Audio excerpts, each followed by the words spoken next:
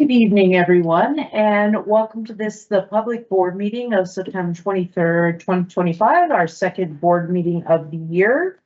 I would like to acknowledge that School District 72 operates throughout a large geographic area. Campbell River and Quadra Island schools are located on the traditional territory of the Liquido Nations. School District 72 also encompasses the territories of the Kalahus on Cortez, the Comox and Sayward, and the Homoko of Butte Inlet. Please note that there is a short production delay between the live event that you are viewing and the meeting participants. The question and answer function is open online for questions on agenda items throughout this meeting. A final call for questions will be made after the last agenda item, and questions will be addressed at the end of the session. So just let me get organized here with agenda. So I'd like to call this meeting to order and on with the chairperson's remarks. This evening, we will be receiving the auditor's report and the audited financial statements for the past fiscal year.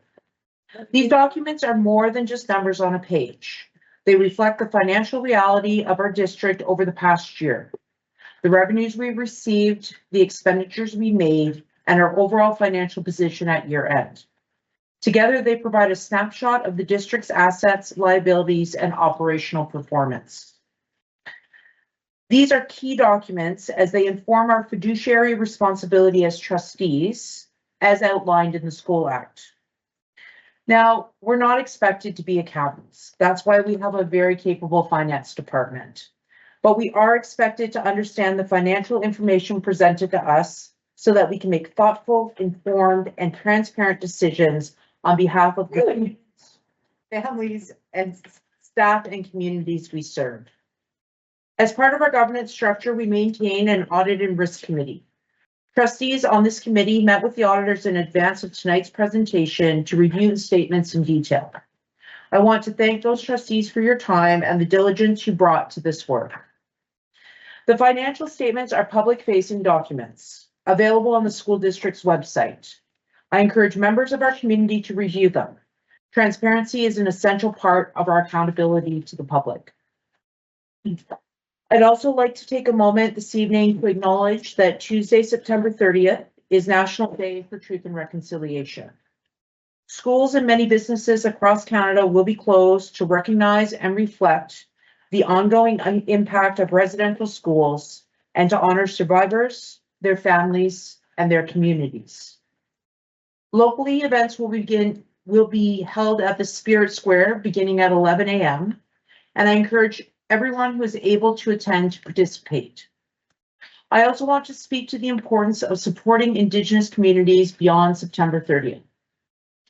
Reconciliation is not a one-day event. It is an ongoing personal commitment. One of the most powerful things we can do is to learn, to better understand the history of colonialism and residential schools, and to explore the diverse cultures, languages, and contributions of Indigenous peoples from coast to coast to coast. We can also reflect on the many ways Indigenous communities continue to shape, strengthen, and enrich this country. And perhaps most importantly, we can share what we learn with our children, with our colleagues, and with our communities. These individual acts of learning and sharing create meaningful opportunities for dialogue. They help build relationships based on truth, understanding, and respect. And they remind us that what unites us, our shared humanity and our connection to these lands, is stronger than what divides us. Thank you. On to Superintendent's remarks. Thank you, Chair Eddie. Well, this is, as Chair Eddie mentioned, this is our second board meeting of the year, and at the first board meeting of the year, which happens on the first day of the year, we're just really starting to get going, and it's in just a couple of weeks, 3 weeks, it feels like we've really taken off, and we're in full swing and fully underway with a bunch of different activities and happenings in the school district. I did want to share with the board and the public that we are expecting a slight increase in our enrollment forecast. So that is good news. Our schools are very full and we're really happy about that. We also are at the time of year where we have a lot of activities taking place, and one of them, Chair Eddie already alluded to, with Reconciliation Day. We already have events planned in the school district on Friday. I know there's several schools participating in orange shirt days and pancake breakfasts, and I'm sure many more activities will continue on the Monday.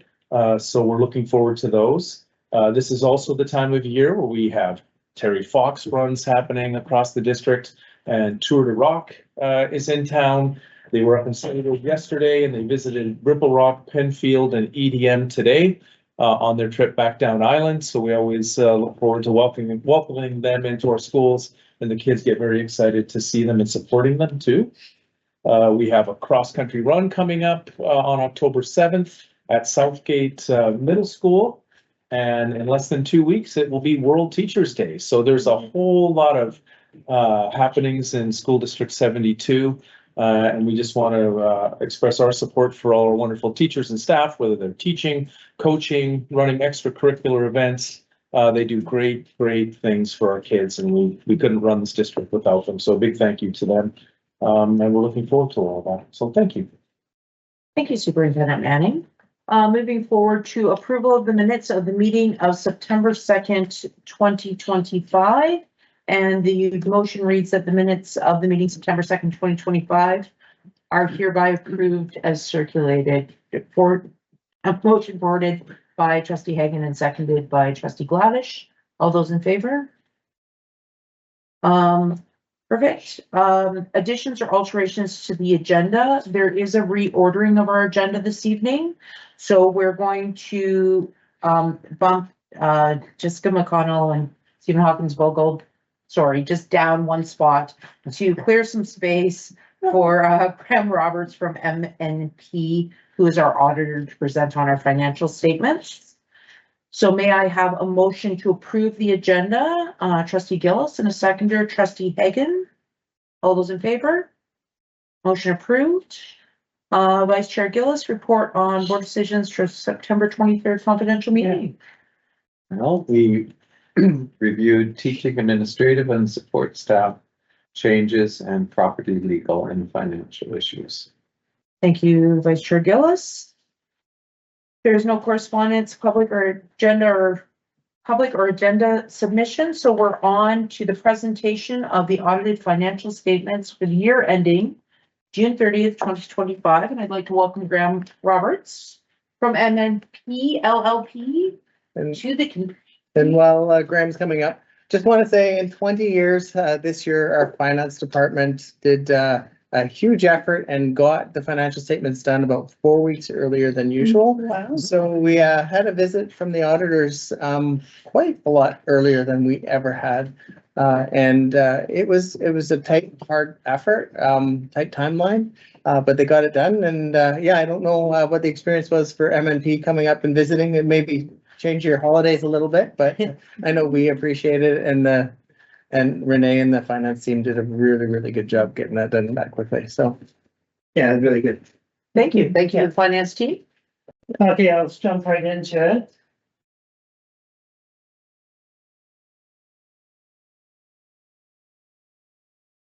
So, okay, the accounting standards that you report under are public sector accounting standards, except for the Budget Transparency and Accountability Act. So what does that mean when it comes to capital contributions? When they're for buildings, they don't get brought into revenue, which is what the public sector accounting stands for. Government transfers is supposed to be brought into revenue. They get set up as deferred capital revenue, and they get amortized over the life of the assets. So it's an unqualified opinion just on the accounting framework set up there above. Unqualified is an accounting term. It means that we are qualified to do it. But it's an accounting term they need to use. Yeah. So this is a quick snapshot of your statement of financial position as of June 30th. You can see a strong, healthy cash balance of almost $16 million. It's a bit less than last year, but that primarily is due to accounts receivable. So there's some timing issues and some capital projects. So about 4.5 of that is from the ministry of that $5 million. So not thinking of any collectability issues there. Total financial assets, just over $21 million. So it's like an increase in prior year. Accounts payable, like similar. Deferred capital revenue, that's some of those deferred capital contributions I was referring to. As you can see, that balance increased from last year, so there's a fair bit of capital expenditures in the current year for childcare spaces and such. Total liabilities of $99.7 million, so a net debt position, so it's your financial assets less your liabilities of 7.8. But then that's 71 million there for capital revenue. That's not a true liability. It's not something that the province is asking money for back from you. You spent it, it's just being amortized over the life of those assets. So tangible capital assets, so total additions sort of almost matched in amortization, so it ends up with a accumulated surplus that's down to 6.5, and that's lots to do with capital stuff. So we'll go through that in a little bit more detail. So statement of operations, so this is the accumulation of money coming in and money going out through the year up to June 30th. So total revenue, so you can see you're up above budget of $94 million. Total expenditures of 96, so a deficit of almost 1.9. I'll break that down a little bit further here. So this is a breakdown of all your revenues. Provincial grants, so this is a combination of your capital, special purpose, and operating revenue. So provincial grants, so $83 million, which is sort of broken out, 71.5 from operating, 8 million from special purpose funds, and 4 million from capital of revenue. So those are amounts that were capitalized as buildings, so there are expenditures within the capital fund. So those amounts get brought into revenue. And just sort of the breakdown of the other costs there, you can see that amortization of deferred capital. So that's again the capital revenue being amortized over the life of the assets. Tuition would be primarily for international students? Yeah. Sure.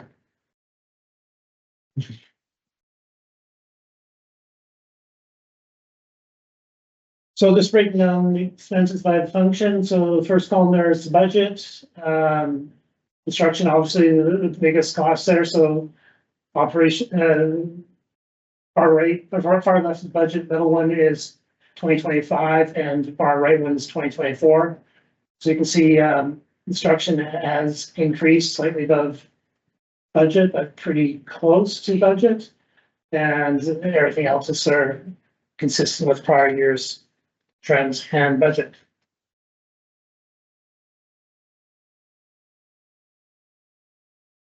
Then this is breaking it by object. So this is breaking out into salaries, benefits, services, supplies, and amortization.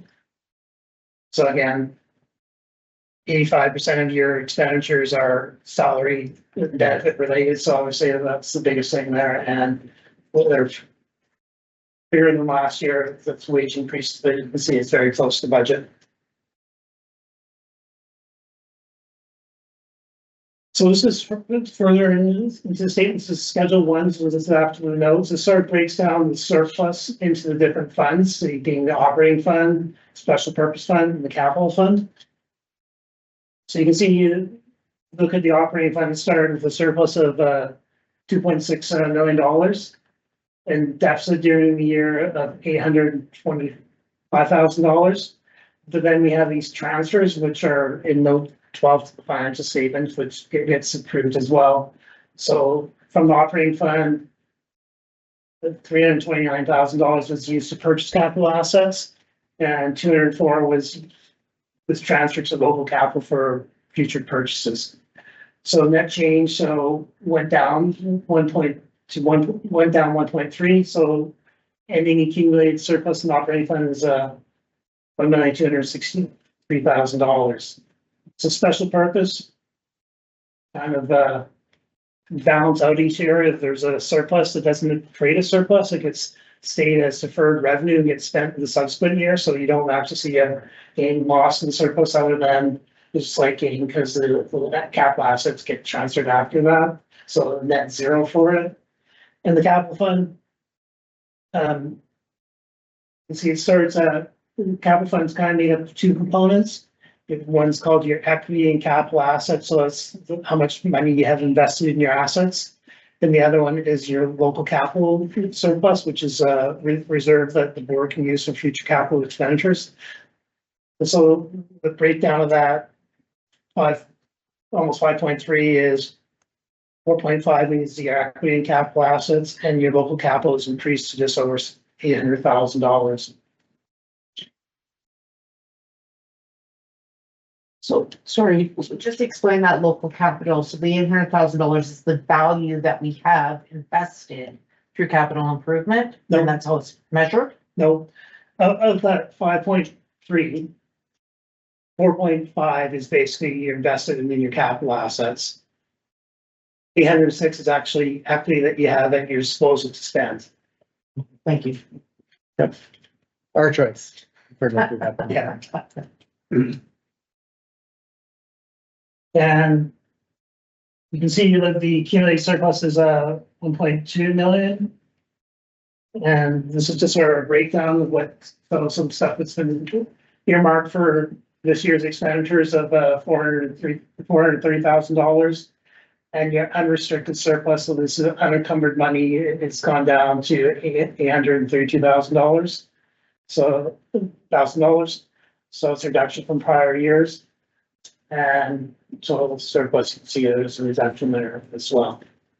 But still positive surplus. So that's my presentation, very high level overview of the financial statements. Any questions from the board?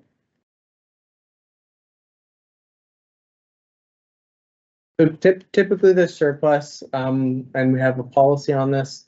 The emergency contingency should be 2% of revenues, so probably 1.5. For the unrestricted is what my goal would be. Either way, you look at the total surplus or not, we're still not there, and we're also headed in the wrong direction. Right. So, So the bottom line is we're sitting with 832,000 in unrestricted, and that is less than half of what we had the previous year. Is Yeah, that yeah, correct? yeah. Okay. And yes, that's going in the wrong direction. Yeah. No, Yeah. Has it been trending down for a few years, or is this? the I've first got a document that I'll share, and I'll show you where the line is going, because it actually, we did have a couple of years where it was pretty good. Yeah, But then it has gone down again. So, but you know, on the one hand, you don't want to have too much because it's resources that are intended for students that aren't used in that given year. So you want to use your funding. But there is, as evidenced last February with the unexpected benefit increase, you do need that buffer. And just to point out that with that $832,000, if benefits go up $1 million above budget, we don't have the money to cover it now. So I will speak a little bit about where some of the financial performance concerns are that I have based on last year. And it is going to require some change in our district for the year ahead. So. Okay. Thanks, Graham. Well, I'd like to thank Kevin and his team, Renee, and everyone else up there for the good work they do and allow us to do our work. Yeah, Thank you thanks, so thanks, much. Graham, Thank and your team as well. Thank you. thank you very much. Thanks for stopping by. See you next year. Awesome. So there's some additional financial statement discussion and motion, but we're going to come back to that after the numeracy framework Do you presentation. need to accept this motion? to accept? We'll do it after Okay. Kevin does Okay. his Yes, analysis. Alright. got some education presentations. we'll Okay, do. you bet, yeah. And in the interest of our educators not having to spend the whole evening with us, I would like to invite Jessica McConnell and Stephen Hopkins Vogel up to share the numeracy framework with us. I'm quite excited about this. Thank you. And this is a computer for us to use. So it should be on the bar at the bottom. you should get that. Hit escape. And you're. Okay, that's our starting point. So, thank you everyone for, giving us some time to speak about our numeracy framework. Thanks for the introduction. I'm Stephen Hawkins, Local Director of Instruction with, Jessica McConnell, our District Numeracy Coordinator. Hi. So, our intention today with you is to, give you a sense of what we've developed as a committee to guide instruction and assessment from kindergarten through grade 9. And we're going to walk you through the draft framework as well, a little bit, just to give you a sense of what is there for teachers and just a little bit of a deeper understanding of the pedagogy underpinning that really drives our framework. Before we get into that though, I would like to speak to the formation of the committee. Can you bring up here, actually? I can. So this is our district's webpage. We have the 72 Learning Hub. On that tab are resources for parents, students, and teachers. So I'm just going to click there. I'm getting to the committee, so I just thought to show you where resources are. So we have our teachers section for resources with many different curricular areas and other areas there. So we have numeracy first, which I think Jessica's happy to see that alignment. But I'm just going to scroll down. We'll give you a proper tour of this in a moment, but I just want to bring up committee members here and I'll speak to that. So at the start of last year, and Jessica and I were new to our positions as well, we struck a K-9 numeracy framework committee. We developed this committee in response to our strategic plan. And I would say particularly the priority area of evolving for tomorrow. But it definitely, our framework is in support of the entire strategic plan. And so we worked in partnership with the CRDTA and the PBPA, and we put together a committee, you know, with the goal of developing a framework to guide instruction and assessment in our district to help make numeracy and math instruction more accessible for teachers, more accessible for students and the diversity we see in our learners. So we were quite happy to see many hands go up wanting to be on this committee. In fact, we couldn't put everyone on the committee who wanted to be on the committee, which is a good sign. I think, you know, reading the field in our district, there definitely was, I would say, a clarion call from folks for more guidance on numeracy instruction. People were asking for an assessment tool that's consistent across the district. In addition to that, our numeracy results indicated that this definitely should be a priority for us. We are trending below provincial average in numeracy results for our kids, as reflected in our grade 4 and 7 FSA results. So all of those pieces really were in alignment for the importance of doing this. So this is our committee. It's small, so I'll read it out to you. Of course, Jessica and I sit on the committee. So for our elementary strand of people supporting this, we have Rod Beavis, who's an intermediate elementary teacher at Georgia Park. We have Mary Deagle representing primary. She's a kindergarten teacher at Cedar Elementary. Nancy Wong, French immersion principal. Andrea Ritchie, elementary principal at Ripple Rock. Nancy's over at Willow Point. Adria Gleason, she's a middle school teacher over at Phoenix. She also teaches French immersion. Alana Jorgensen, so she is a high school teacher representing our grade 9 interests, and she also teaches French immersion.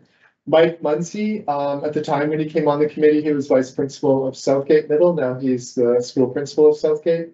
Carly Stones, she came on the committee as well. Sort of when she started with us, she was vice principal over at Cary, and now she's vice principal at Phoenix.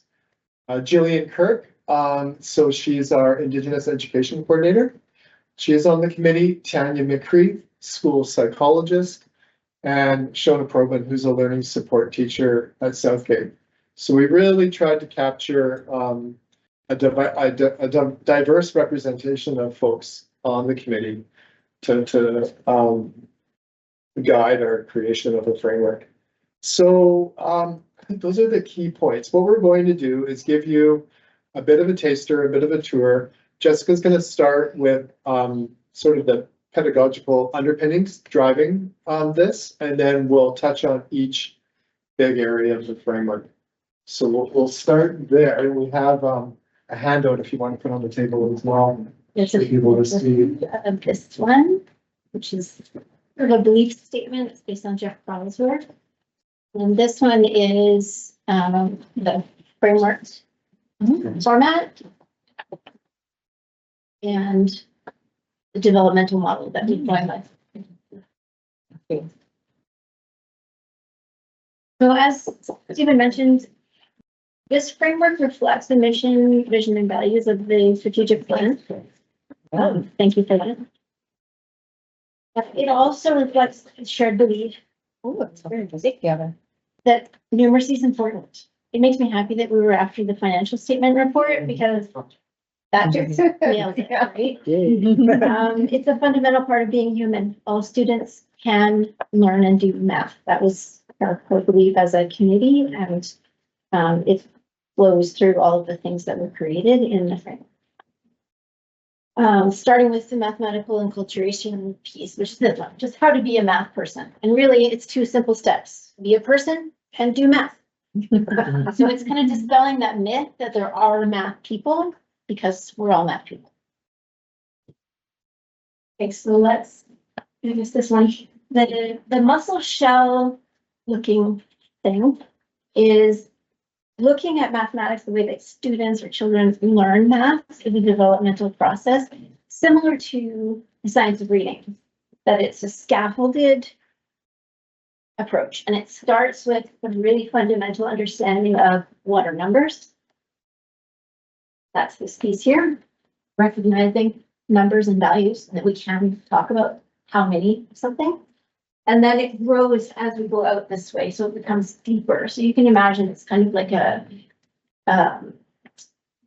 this is a map, and this is the deepest part. And as we grow and we learn more and more and more, that part gets deeper. It gets reinforced by all of the other layers. Everything is interconnected. But it starts there in kindergarten. And I would just add to why K to 9. The curricular strands of math from K through 9 are congruent and they flow through really seamlessly. So it made sense for us to have that spread. Yeah, the curriculum goes from K to 9 and has the same language all the way through those grades, which we went to. So just some structure. So the entire framework is on the SD72 Learning Hub. So it's quite accessible for teachers. You can navigate it two ways. You can go to the left to access the sections there, or you know, if you're more visually oriented, you can select the sections from here as well.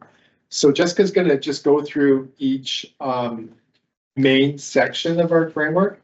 We sometimes refer to them as the big bones of our framework, hence the fish. Just a kind of a funny but also relevant way for us to describe really important aspects of our framework. All right, so we use the fish. Ishikawa diagram is a fishbone diagram, and that's a common way of organizing information about how to get complex results and break it down into manageable parts. So that's why we use the fish. The first bone is authentic and experiential context. Great, fair. Yeah.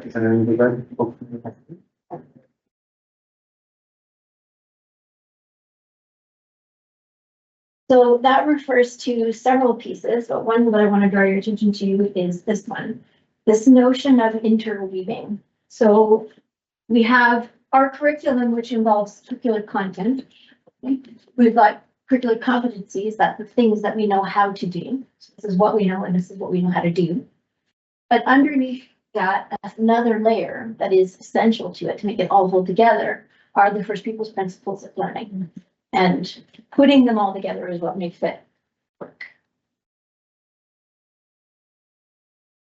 And I think this framework is still in draft. This is definitely one main area of our framework that we see future development with, and ideally in partnership with local nations and Absolutely. and We can go down a little bit. okay, you want to. So each of the parts of the framework are formulated in roughly the same way, and that there's at the top of the page is a description of what we mean by that. What does that those words mean? And then followed by some visual representation of it, or a checklist or something like that. It's even fish. Followed by resources, and the resources always have a description of what they are and how they can be used. And then these ones on the right hand side, that's a direct link to those documents. So sometimes it's a PDF, sometimes it's a PowerPoint, sometimes it's a video, whatever that resource happens to be, those are directly linked. So anything that's blue is a live link to something that's been created.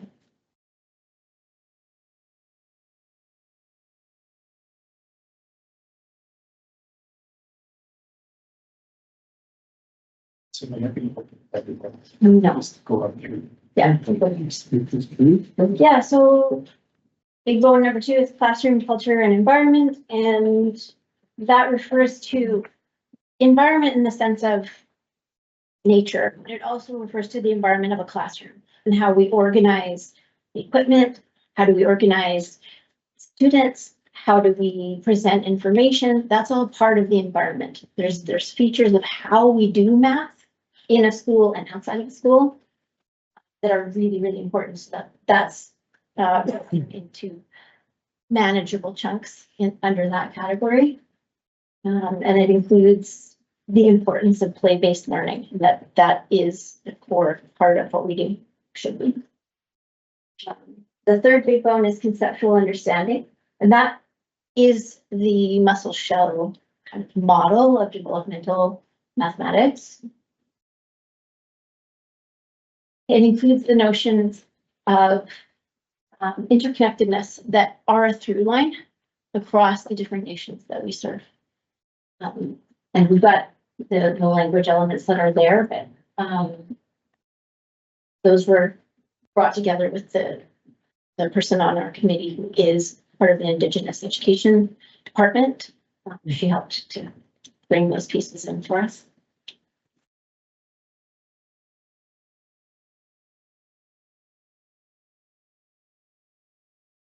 Okay, number 4 is where are we at? Automaticity. Okay, some people like to call that basic facts. It also includes mental math and all of the elements of estimation and our ability to work with numbers without having to pull out a calculator. So under that big bone, there's lots of suggestions for instructional strategies and tools. There's games and things that are linked and identified by topic and grade, so that if a teacher of grade 3 is looking for something that's going to reinforce addition facts, there's suggestions for what they could do for that, for example. Number 5 is computational or operational fluency, and that has to do with understanding what are the different operations and how can we use them interchangeably or in place of one. That if you're less comfortable with division, there are things you can do to still get the answer that you need.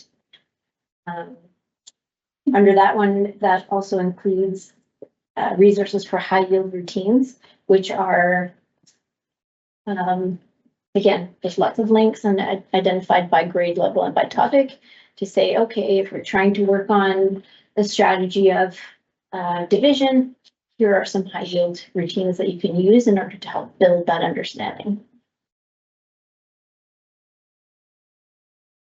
Mathematical reasoning and logic, which is where algebra lives, has to do with how we communicate mathematical ideas in words, in writing, and in symbols.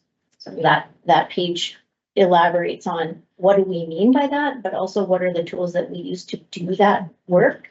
There's lots of templates and things in there as well, and algebra apps and things like that are suggested or recommended.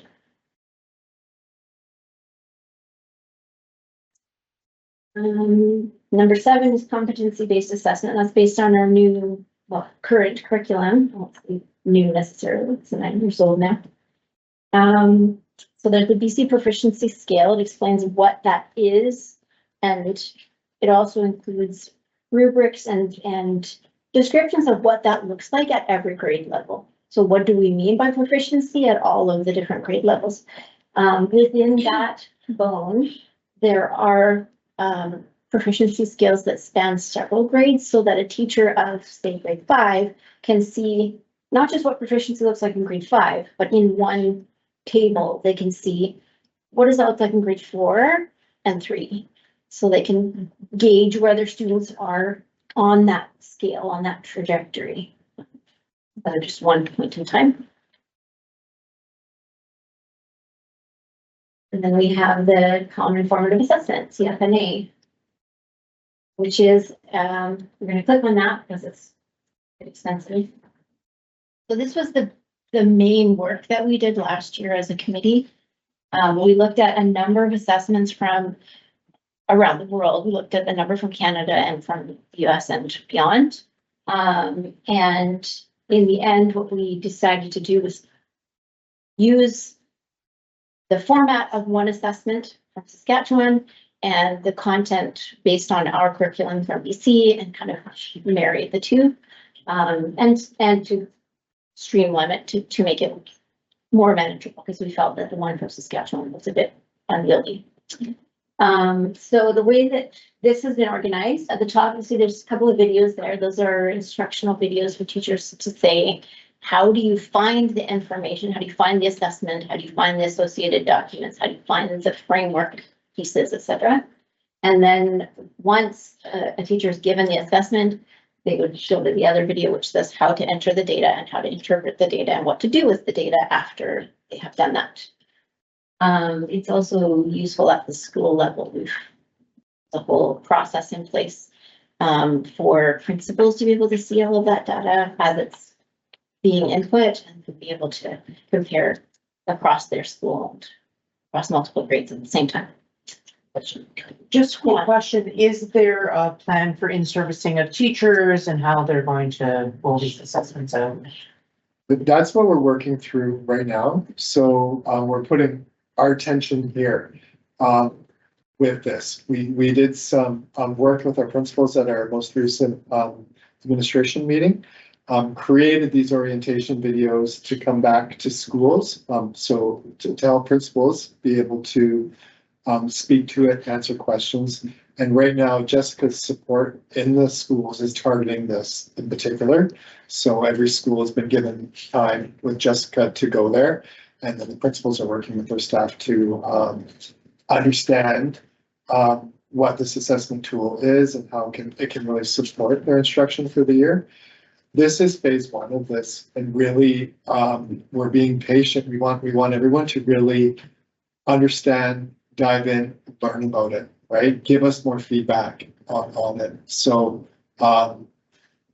we put a lot of focus and orientation to this right now, but we also realize we have the fuller, broader framework that you're seeing right now that we'll also be planning thoughtful rollout with, but we wanted to start with this. This was a common assessment was one of the biggest asks we also heard from the field, coming from teachers as well, looking for a common tool to drive instruction forward. Yeah, and then I just want to go back to a little bit. We did model this off of a screener that we got from Saskatchewan. It was actually developed in the Good Spirit School Division in Saskatchewan and used with their full permission, and they did an excellent job on it. And they're also currently revising it to suit their current context as well. But this province of Saskatchewan actually has, they refer to theirs as a screener, available for, like, it's for the entire province for all of their teachers, right? So we felt quite fortunate to be able to have access to it, to use it freely, to adapt it and change it. And then we were able to bring in other examples to really cater it to our needs. One influential assessment that we learned about was from Campbell, where they really took the time to create instructional guidance to go with it, the assessment. So there was many factors that influence the development of it for us. And it's at every grade. From K to 9. Yeah. So this is an embedded PowerPoint, and within that, all of the assessments, all the instructional guidance, scope and sequence for all of the assessments, it's all there. It's all accessible from that one place. So teachers aren't having to navigate around and find. Right? So for example, there's K. Everything you need as a K teacher for that assessment is on that side and accessible from there. There's the instructional guidance piece is that Stephen was just talking about. It breaks down the assessment by question and says, okay, questions 1, 3, and 6 are dealing with this specific concept. And here's how you can reinforce that concept if it's an area of needed growth. So it breaks that down that way. So as a teacher, after they've given the assessment, they can look at their class as a whole and see, okay, here's the through line of a couple of questions that were not as well done as the rest of them. What was that? Okay, it's this topic. Here's what I can do, and I'm going to make that part of my weekly routine to reinforce it. And is there a French Yeah. version of Right here. accent? French version. Plant. And you probably saw, we have strong French version, or French representation on Yeah, the committee as well, which has just been to our benefit. Okay, so back to, Is it true that as trustees, we have to achieve a level of proficiency before? we have a trustee assessment that's coming Yes. at the end of this. Yeah. Okay, we're nearly there. Yeah, Um, number 9. last. Additional resources. So within the additional resources page, there are many resources, and they're all linked in that same way. But in order to make it a little bit more digestible, we created 3 samplers, and that's what's anchored at the top of this homepage. There were samplers for primary, elementary, and middle, with examples of games, assessments, etc. For each of those grade bands. And then if teachers are wanting more of that, they would go to that page and there's even more. Yeah. Included on that additional resources page, actually, we can go there for a minute. Yeah. That's pretty. Oh, sorry.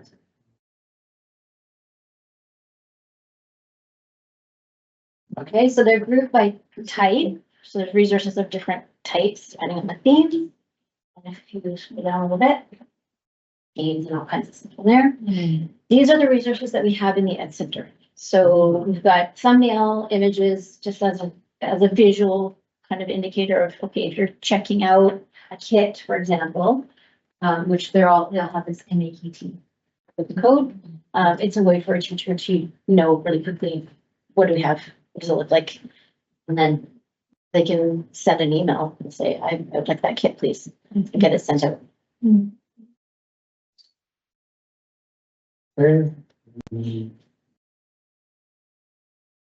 It's a lot to. It is a lot. Yeah.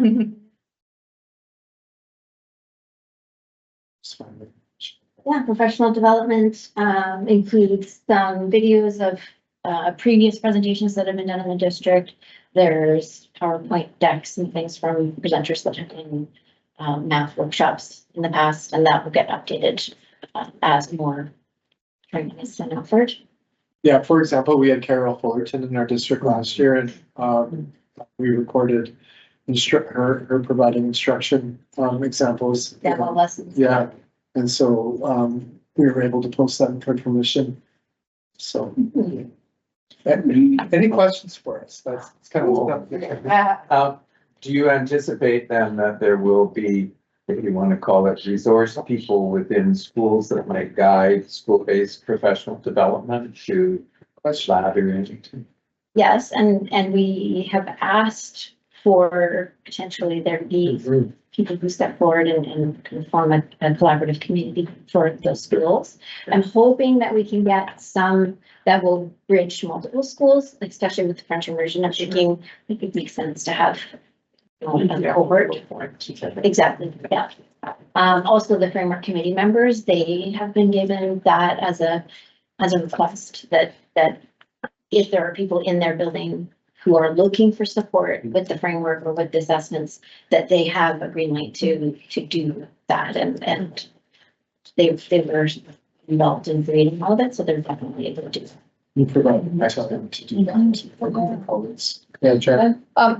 Really impressed with your work, and I noticed it says draft, so you're still working on this, and when do you expect to kind of roll it out for full use by teachers? In some ways, the intention is that it will, we want it to be a responsive and flexible framework. So in some ways, it'll continue with draft, but we'll take the draft name off there. I would imagine by the end of this year, we're there. Because there are some important sections that need more input into them, right? So, yeah, but we wanted to get resources in people's hands now. We have all of this ready. It's sort of, and sometimes there's caution too, of overwhelming people with information. And we're working through that right now, because really we wanted to start with, let's get a common assessment tool in everyone's hands so they can feel that support and how it works. But we're getting feedback right now. Like, we have to work through that orientation very carefully right now. And we just had a framework, our first framework committee meeting today, actually. And so we talked about, okay, now how do we support thorough orientation for the other big important parts of this framework as well. So we'll continue to work on that as a committee to empower our leadership and our teachers to be able to understand and make sense of this. Yeah. Just comment, I'm sure that professionals in our system appreciate the self-directed kind of resources that are there for them once they learn the assessment pieces and are confident that apples are apples across the district. It's lovely that there is that kind of ability to dig deeper based on your own personal capacity at the time or concern in your classroom. I really appreciate that model. Thank you. Yeah. And just I think further to that is, I really appreciate if I noted you had a sample portion there that enables people to feel some, Samplers. yeah, and I think that's so important anytime there's an assessment, particularly if it's new to students, that it doesn't kind of shock or overwhelm, but it's something that they feel some comfort with. Yeah, you can even just start there. And Yeah. and everything in those samplers for primary, intermediate, and middle are expanded and throughout the whole framework. But yeah, that gives you a good, we initially called them tasters, but we Yeah. changed the. Yeah. Just one more mostly comment. I see how much time it would take for teachers to work through this self-directed and to really fully understand and appreciate how helpful these resources are. But I also appreciate the importance of teachers being able to collaborate together. Yeah. Absolutely. And to give you some feedback on how they're receiving and how the students are responding to this. So I look forward to a future update on this. And we're trying to seed some collaboration groups as well. Yeah. As part of the rollout and working with our professional development opportunity there. So Jessica's trying, has put the call out for people who want to join a collaborative committee to learn from each other and work on research-based practices that are embedded throughout this. Yeah. Thank you for your good work. Thanks for a large amount of time. We probably went over, but. And I just wanted to point out to the board that everything you've seen tonight, you've seen as a result of decisions that you've made as a board. So thank you for those decisions. And And thank you for the hard work, Stephen and Jessica. It's amazing what you've accomplished in 1 year. Yeah, Amazing. very impressive. Yeah. Mhm. Thank you. Thank you. That's great. Mhm. And keeping in the theme of math and numeracy related items, I'd like to invite our secretary treasurer for our Oh, yeah. discussion and analysis. Ready. I might surprise you because, the big, focus tonight is really less on the actual statements themselves. So we're bringing this financial statements. It's a big document. There's 3 different sections. There's an operating section, a capital section, a special purpose section. And, you know, I typically would go through and page by page and present the items, but we've got this wonderful document, this companion document called a financial statement and discussion and analysis. Sounds great. That goes through, and it should be answering most of the questions that you have, around items. Different things will catch different people's attention. And this financial statement discussion and analysis really goes through item by item, and there's a lot of words in there. It's a narrative description. So Renee and I can look at these statements and we kind of can figure out what is happening. We know why. But what the financial statement discussion and analysis does, and again, there's a copy in your, a copy in the agenda, but also a copy will go up on the website with the financial statements. It really touches on maybe why a variance is a little bit bigger than what all the others are. Anything that was sort of unique or interesting in the financial statements that we feel a reader needs to know is in there. And Jen had asked about the chart. So this is our surplus. And, Okay, you know, yeah. you can see from this, we were just over 4 million 5 years ago, and we're down to 1.2. So we have been on a decline. We did have 1 year where it was like 0 deficit. The previous year to last year, we actually went up about 365,000. So it does happen, but it, and probably 2021-22 was the ideal year of where the ministry expects balances to be. In the past, they would say, if you had a surplus, you didn't need the money. But then they eventually understood through advocacy from the board and conversation in the sector that having about that 2% was a proper, was good fiscal management. So we are below that now, but we use a surplus as intended, which was to maintain services and students. So I'm not going to go through the detailed document of the written document either, but there was a couple things that I just wanted to touch on. Performance. So everything is in here. The questions that you should ask or that you were looking for an answer should be in this document. But then there's a couple of performance things that I just kind of want to touch on. So as we went into this last budget year, of course, the surprise was the benefits, which we addressed in the February amended budget. And so we had budgeted a $1.8 million deficit. Good news is we came in slightly less than that. And then the bad side, as we kind of have talked about at the last meeting, is our reserves have dropped from $2.6 million now down to 1.2, with 830,000 kind of being that buffer, which is really, really tight and really, really nervous for any potential unexpected things coming up. So, and I'll get to that a little bit later. Just some other things, quick things to kind of point out that I'll just speak to. Again, a reminder that the special purpose fund, we have a whole section on special purpose fund, which are targeted dollars given to the district. Sometimes from the ministry, sometimes from other third-party entities that is supposed to be sent on a specific thing. We're up to $10 million, $10.5 million worth of programs and services that are being supported. So that is 15% of the district operations are being delivered through that manner. Then these are the bright spots that I like to point out on the capital side. Our AFG was $164,000 more than we expected, our annual facility grant. The nice thing with this, annual facility grant, it's about a $1.6 million fund, which is board's discretion to fix and maintain facilities.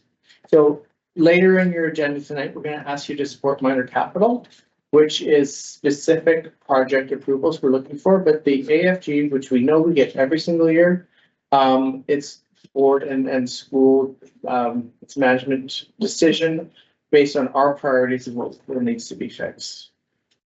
So that was a good one. Good news.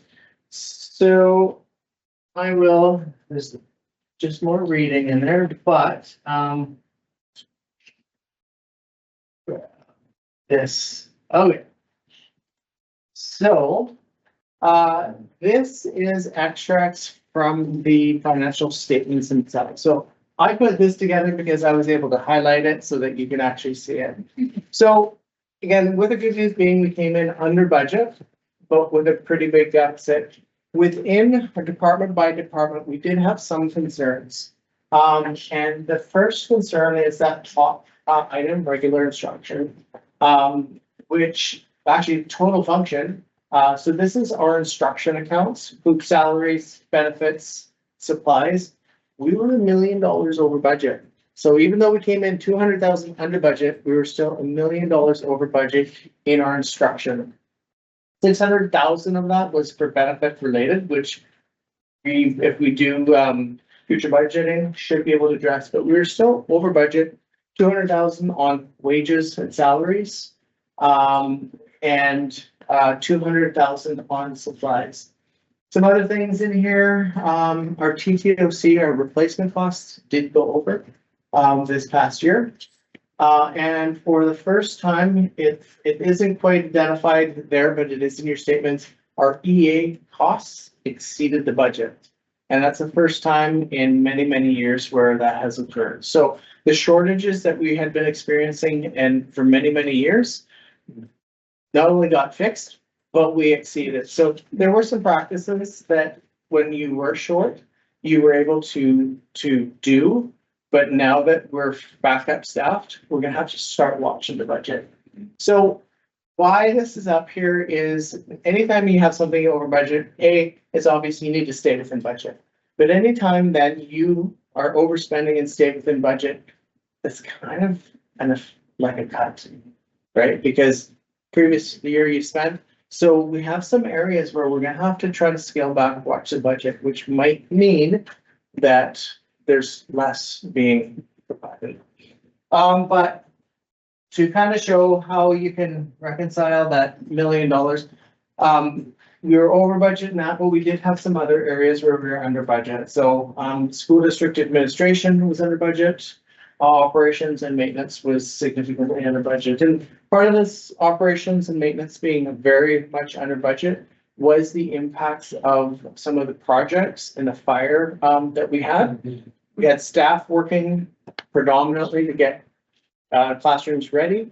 The good news is we were able to charge their time to the insurance programs. So that kind of, so we should not expect to see that $472,000 under every year. But we definitely needed it last year. And it has helped, again, kind of bring us in slightly under budget.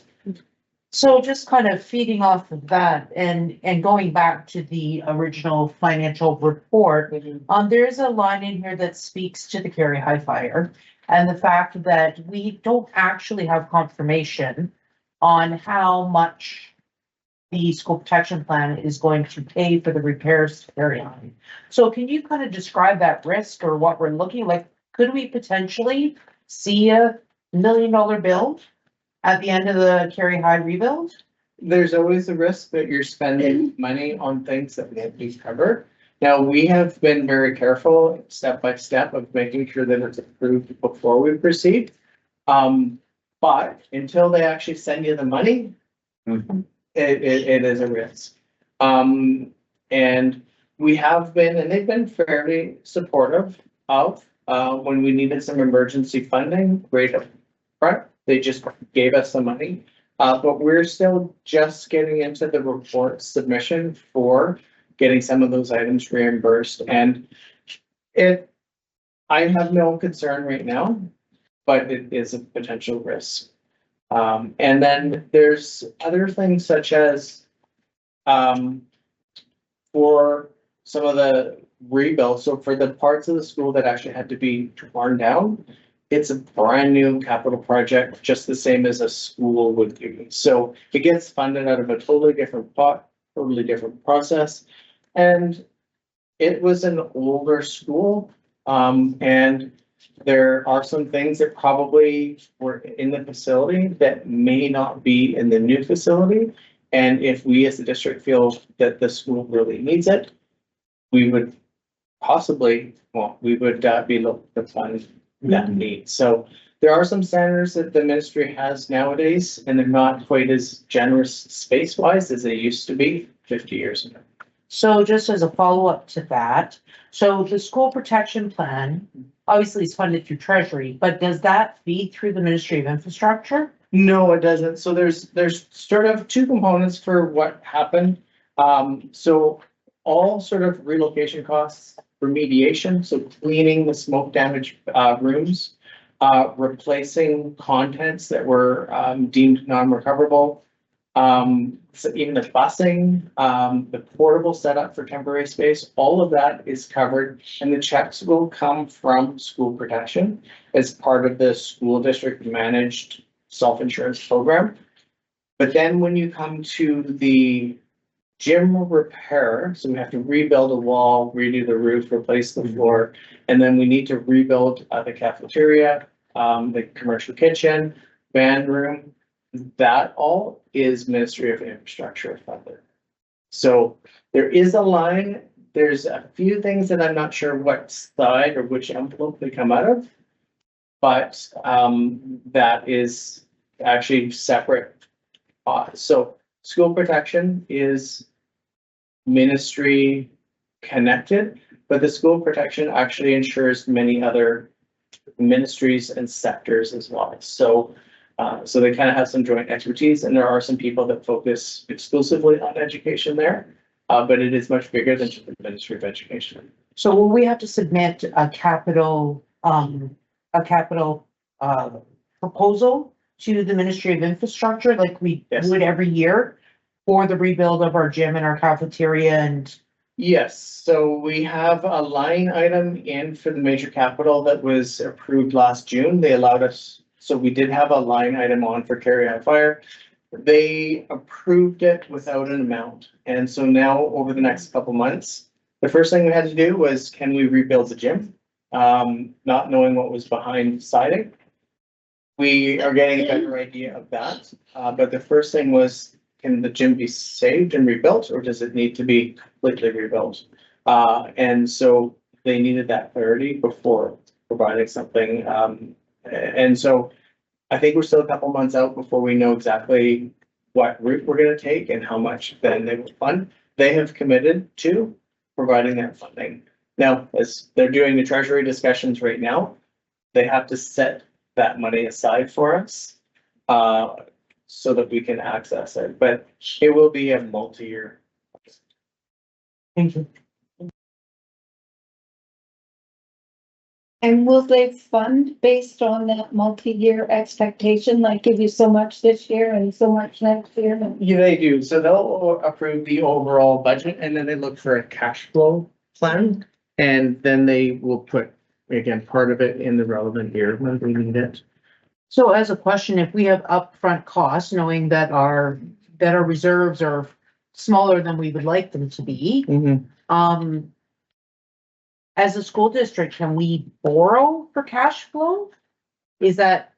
So we have fronted some costs. We will get that reimbursement back. It won't affect the surplus though, that balance. How it has a bit of an impact on it is because our cash balance is less, we're getting less interest. But that's the only impact on that, whether it was 1.2 or 1.3.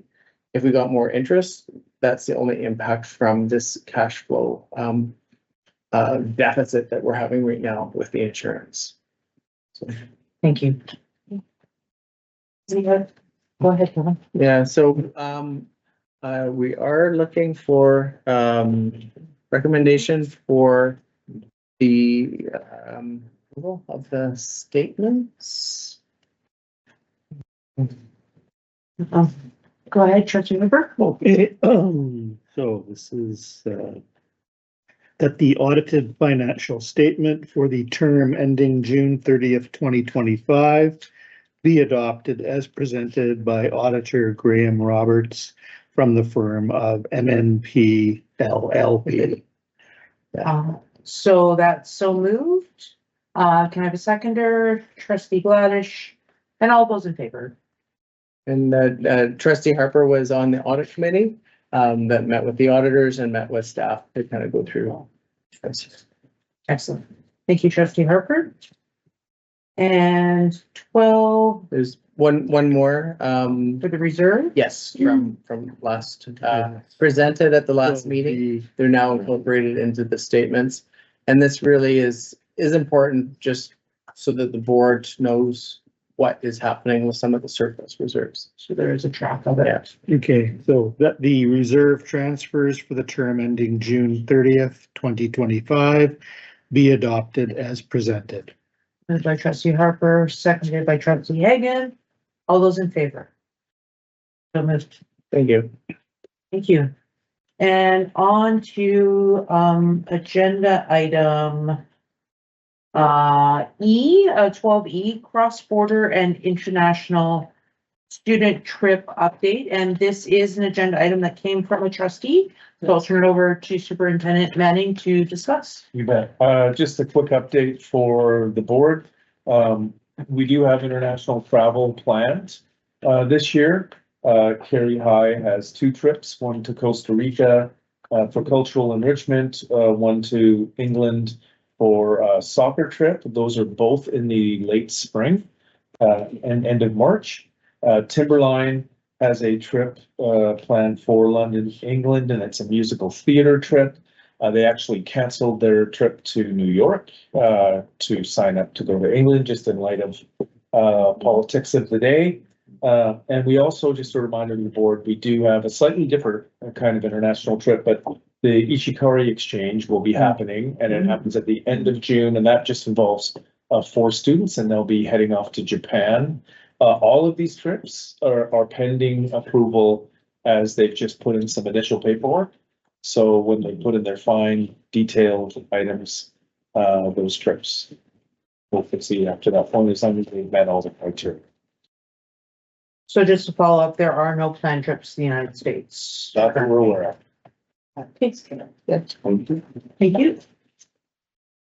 And on to agenda item 13A, the minor capital plan submission for 25-26.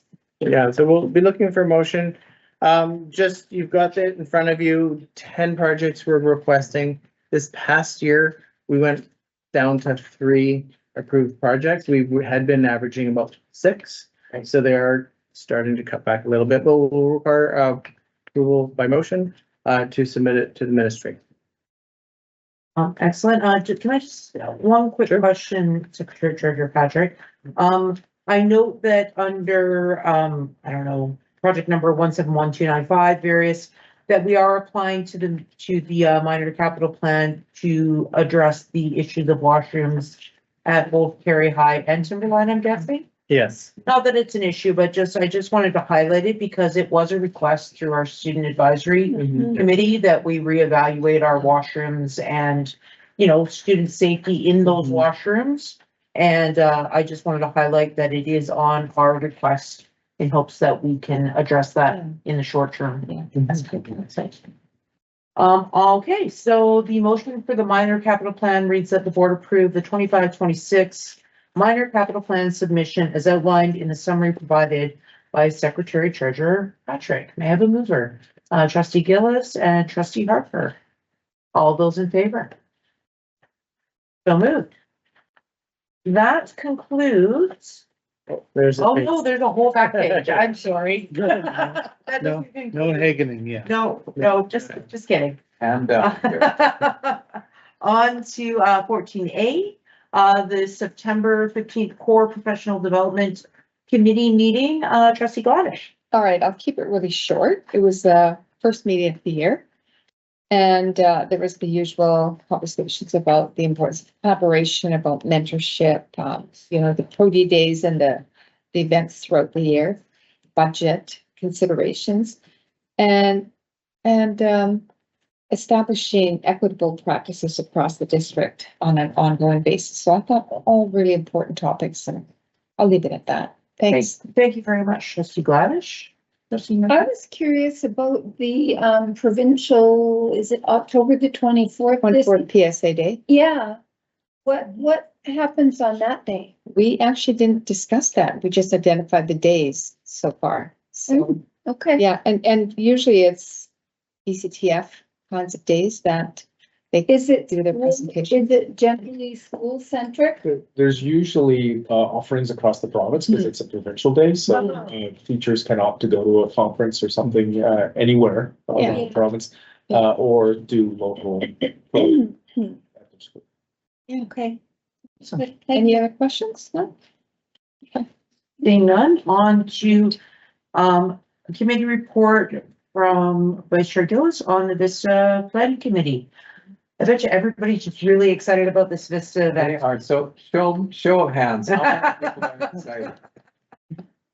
Our planning committee with trustee Gladish and trustee McMahon and myself are very excited to be welcoming 70 Vancouver Island School trustees to the Rob Run Center on Friday, the October the 3rd at 1 o'clock, and begins with wonderful welcome to the territory from Will Henderson.